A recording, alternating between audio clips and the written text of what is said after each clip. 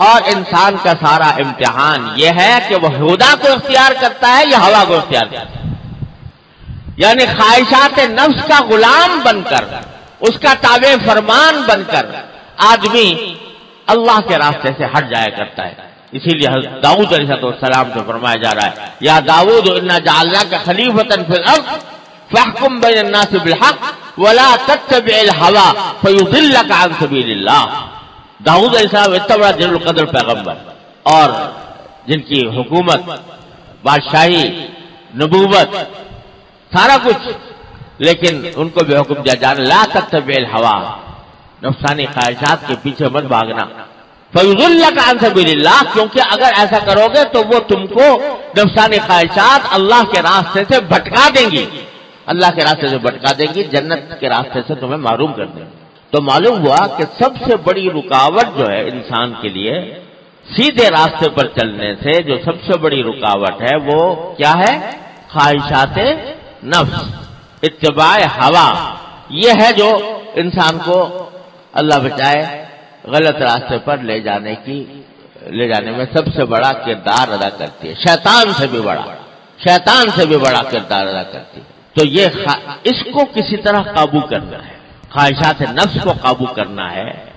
اس کے وہ ضرورت کی حد تک اور انسانی بشری تقاضے کی حد تک بے شک ان کے اوپر عمل ہو، لیکن گناہ کی طرف لے جانے والی خواہشات ہیں ان سے آدمی مغلوب نہ ہو. حضرت امام غزالی رحمۃ اللہ علیہ نے فرمایا کہ انسان کے دل میں جو خواہشات پیدا ہوتی ہیں ان کی دو قسمیں.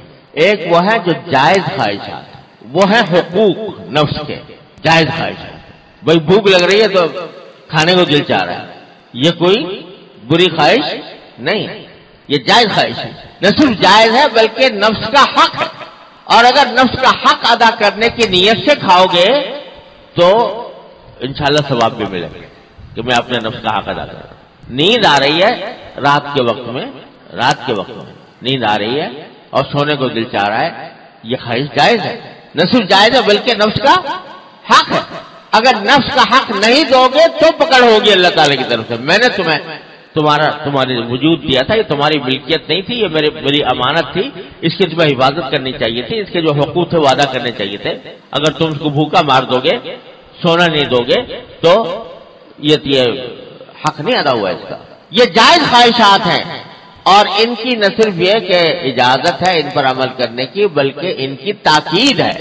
نبی کریم سرور دو عالم صلی اللہ علیہ وسلم نے صحابہ کرام کو جو رات بھر جاگتے تھے اور دن بھر روزہ رکھتے تھے ان کو منع فرمایا نہیں.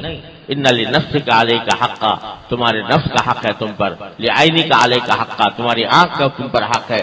ان لزوجک علیک حقا، تمہاری بیوی کا تم پر حق ہے. ان لزورک علیک حقا، تمہارے مہمانوں کا تم پر حق ہے. فآت کل ذی حق حقا، ہر حقدار کو اس کا حق ادا کرو.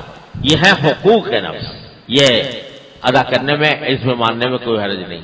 دوسری قسم حضرت فرماتے ہیں، حضرت امام غزالی دوسری قسم ہے حظوظ نفس کے مزے.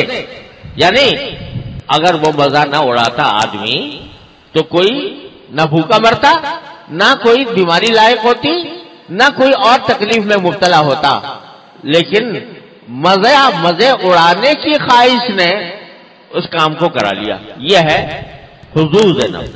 تو حضرت امام غزالی فرماتے ہیں کہ ساری شریعت یہ ہے کہ حقوق نفس ادا کرتا رہے آدمی اور حظوظ نفس سے حتی الامکان بچتا رہے.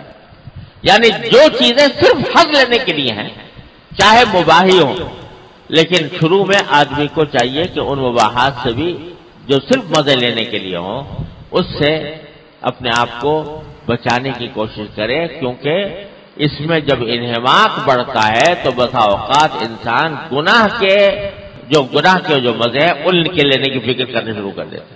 تو حضرت امام غزالی فرماتے ہیں کہ حقوق نفس ادا کرتے رہو اور حظوظ نفس یعنی وہ چیزیں جن پر تمہاری کوئی زندگی کا دار و مدار نہیں، زندگی گزارنا، صحت مند زندگی گزارنا ان کے اوپر موقوف نہیں، ان کی طرف کم سے کم بڑھو. اور خاص طور سے وہ خواہشات جو گناہ کی طرف مائل کر رہی ہیں، گناہ کی طرف مائل کر رہی ہو، ان کو کچلو. ان کو جتنا کچلو گے اتنا ہی اللہ تبارک و تعالیٰ کے محبوب ہو گئے.